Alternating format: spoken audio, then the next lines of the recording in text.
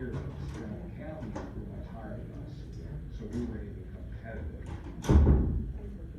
And let's keep in mind, during COVID, everybody lost drivers across the country. So for Howard County to bring in a company from the West Coast and think that they were going to bring 250 drivers with them was just kind of ridiculous for anybody to think that, from the Board of Education to the superintendent to the pupil transportation office. We've been 90 to 100 drivers short since COVID, and that's, you know, we all told them it's going to take a long time to recover from that, because we lost some of our older drivers. They didn't want to come back. They didn't want to get on a bus thinking they might get COVID. People that just went to different industries because they had to work, and the school buses shut down for 18 months, so that, you know, they couldn't work. So that was a big problem for all of us. We all started, when we came back to school, we all started I know I did. You were short, I'm sure. Probably Henderson, were you short?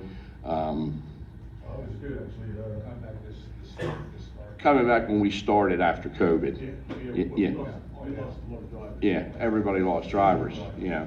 So for Howard County to think that just because it's a big contractor, well, you know, we deal with big contractors in Anne Arundel County. We deal with the biggest contractors in Anne Arundel County, and the family contractors always are in better shape driver-wise than the big contractors are. So, so if you're asking what we could do, it's time right now. I mean, you guys have already made a bad decision. Not you, but Howard County has already made a bad. They should have never changed the bell times. Bad time to do it. Anne Arundel County pulled it off, but they had a lot of problems. They should have just waited for the driver pool to regenerate itself, and we all told them that could take 2 to 3 years. You know, you're talking 100 drivers who first of all have to be interested in driving the school bus. That's a rare person. You know, most people don't want to drive school buses, and the people that do, I give them all the credit in the world. It's not a great job. It's a split shift. So basically you're working from 5:30 in the morning till 5:30 in the afternoon with a break in the afternoon, you know, or 5:30 in the evening with a break in the afternoon for not a lot of money, you know. And when we asked for more money, they always shot us down.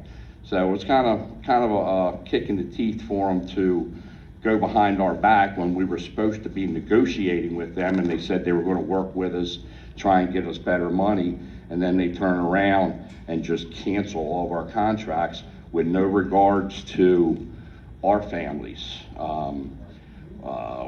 Do we go into bankruptcy now? Do we lose our homes? Because every bus that we buy, we have to personally guarantee for that. So we have to make sure we're paid, and kind of makes me mad for the superintendent to get on TV and sit there and say how much of a family guy he is, and he's got, you know, grandchildren and children in Howard County, and that's all he thinks about.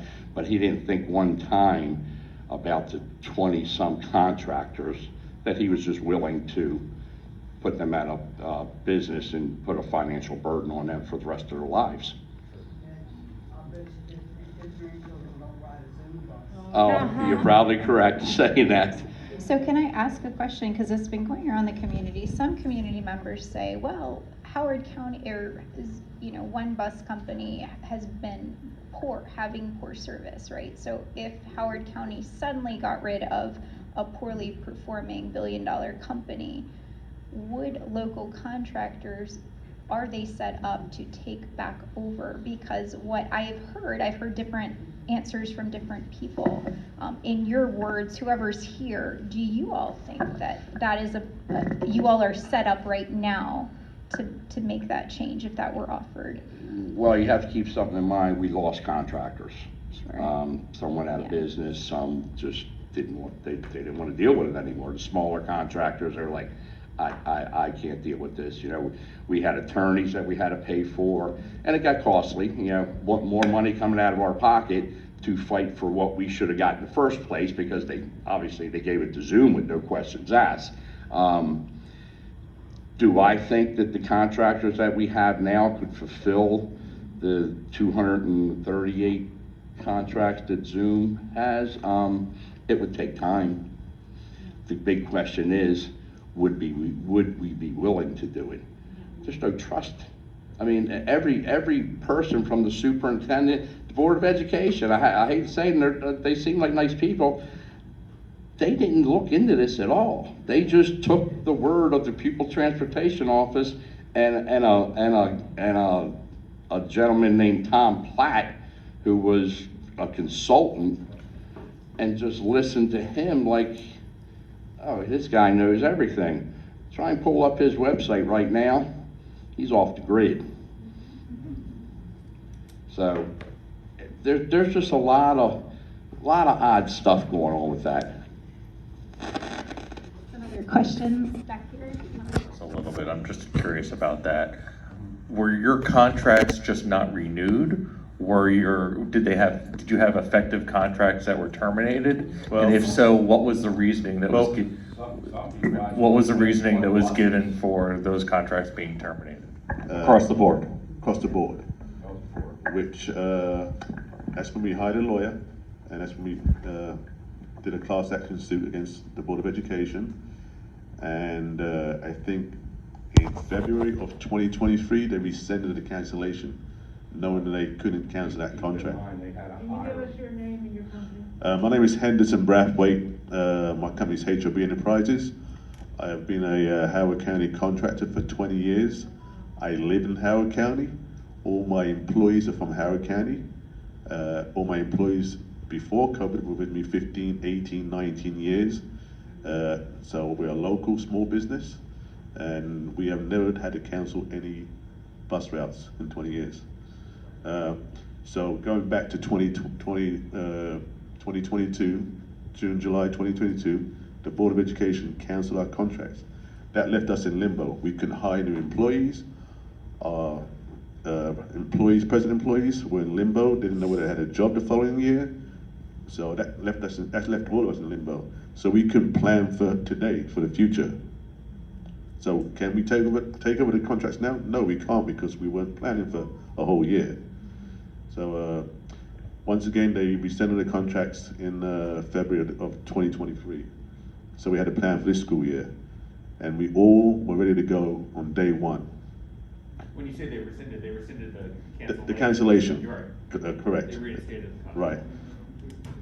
But for 3 years, we couldn't bid a new contracts. And They had to hire outside counsel to read the contract to tell them that they couldn't do it because their internal counsel couldn't figure it out. They kept saying, we can terminate your contract for convenience anytime we want. And we're like, we don't think you can, you know, and when we got our attorney, it's like, no, they can't do that. Federal government can do that, also the state and local. Well, yeah, I mean, it's in most contracts, but I think there has to be a pretty good reason why you're doing it, not because you want to. Right. You know. We didn't even know what the coming school year was gonna look like for us. We didn't know if we were having routes, we just did not know.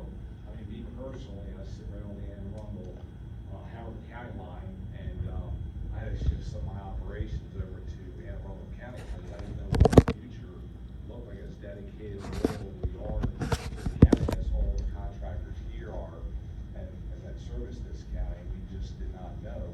But we have a responsibility to our employees as well, and we have to make sure operations continue. And we're very loyal and dedicated to the students of Howard County, and we provide top-notch service. So when we see the service that's being provided now from Zoom, you know, families are reaching out to us and saying, can you come back? Well, that's not, we don't have control of that. If they need us to cover routes, we're there. So I don't hold a grudge against the board members or anybody in the county that made these decisions, because ultimately it's the children that are getting impacted by this. So if they say, hey Jim, can you cover these certain routes, we're going to try our best, and I'm sure that's what probably across the board with a lot of the contracts. But unfortunately, as Mitch stated, there were a number of contractors that this pretty much stressed them out, and they just didn't survive, and they just closed their doors. And they had a lot of great employees that work for them. But I think the pay needed to be raised up many years back, and this thing just exploded on us now with this whole thing. The local contractors could have pulled this off, the bell time change, if they would've got us involved, let us know what was going on, instead of going behind our backs and trying to trump our contract. We could have done it. We could have figured out a way to get this done. Well, when you think about it, if there are 95 drivers short and there's 20 local contractors, so if you do the math, if you paid us the money, we could have hired 4 extra drivers each, which each was 100. So you hire one company to hire 230 drivers, which is an impossible task. And we all knew it was going to be a disaster at the start of the school year. We knew it. They didn't have to hire a consultant, they could have come to us. Yeah, I wish for the future with the board, when they're making major decisions like this, is to bring in the contractors and have conversations, have them a part of that decision-making process. I think that's so critical. Because a lot of the board members are highly educated, much more intelligent than I am, but when it comes to running a bus company, you need to talk to the person that runs the bus company. If you're sick, you're gonna go see your doctor. I think that's what needs to happen for the future, to prevent from something like this ever happening again. Thank you. There's another question, if you want to pass, who has the mic? Oh, Great. Sorry, I have to go to work in like 10 minutes. So 2 things. One, I live by King's Contrivance by Single Wheel Path, and I was one of the people that has a kindergartner, trying not to get emotional. He was really excited for a bus. He didn't have a bus an entire week, and he felt out of place. He felt that he was missing on the importance of starting school, and I just want to thank whoever took over. It wasn't a Zoom bus driver that took over for week 2, 3, 4, whatever week we're in. It was a local contractor. My son knows that he's safe. My son also knows that he's loved. So I want to thank you for whatever contractor came in and saved the day for that. A basic question, who's they that makes these decisions that you've been talking to about contracts? Because I really want to be involved, be a voice for parents who aren't able to come to those meetings. Because I'm Italian, I'm from New Jersey, so I definitely, they're right there. I am also. There we go. So I'm gonna take this off really quickly. My kids are my life, and I thank you, guys, for fighting for our kids. Because right now, there's a company that I don't think is fighting for our kids' safety. And so if someone can tell me, I've only been living here for 2 years, who can I talk to? How can I be involved? How can we get you guys back to our county so our kids can know what real bus drivers are supposed to do, is to tell them that they're safe, to know that they're loved. I would really appreciate it. And thank you. My name's Rachel Ortiz, by the way. So. Hey, girl. Hey. Okay, questions who you can talk to? Well, I would say the superintendent, but. Oh, he'll know me. But procurement, Howard County, procurement, they're the ones who do the contracts. The Board of Education members, you can talk to them as well. Email them, get information from them. Jen Mellow's here. She's on the Board of Education. Thank you. So, procurement, the head of procurement is Robert Bruce, and everything is first name _ last name, hcpss.org. For transportation, I'm not even gonna give you that email at this point. You can email the entire board at boe@hcpss.org. You can email me directly. I'm Jennifer _Mallow, MALLO, like Mallow Cup. Yeah, some people like them, can't say I'm not that fond of them, but like a Mallow Cup. So at hcpss.org. If I am not the right person to talk to, I will try to find you the right person to talk to. And Amaya, it's Amaya, right? Yeah. I'd like you to reach out to me, and I'd like to be able to connect you with the right people so they can talk to your school about making sure that if your bus is late, that you are not penalized. Because we have promised our students you will not be penalized. So follow up with me, Jennifer_Mello, or even just at BOE.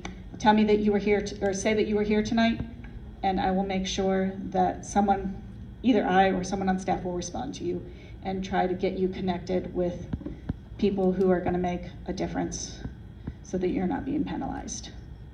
Did you need more names? No, I was Okay. actually typing, but thank you, by the way. And I would also say, I really empathize with the students who are, it's not just that you get marked absent, right? It's also that you lost out on the first period on your education. So it's not just that the school didn't mark you tardy, right? Or the school marked you absent. You're not just trying to get a pardon. You're trying to go to school to learn. This is the first month of school. My children have been late most days of the week. Most days since school started, they have been late. And no one's gonna give them that education, that time back, being in the classroom. Hooray, I think you had a question as well. And then, I'm sorry, you have a question as well? Yeah. We passed the other mic back. I just wanted to, there was a question about who's making these decisions.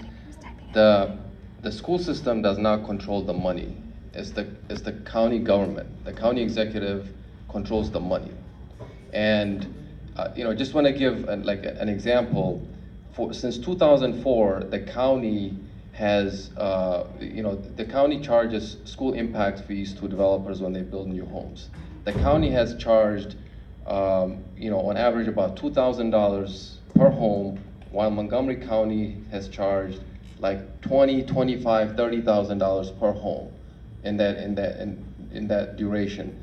That policy alone has cost the county at least $500 million since 2004. That policy alone, and that has a trickling effect on this issue.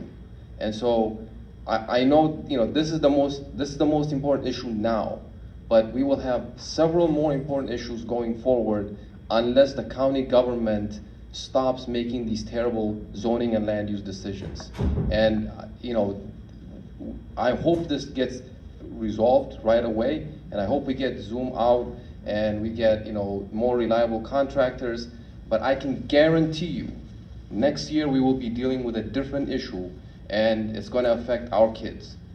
This has been going on almost every year for as far as I can, I've been involved, and it's just not going to stop until the county government stops making terrible zoning and land use decisions.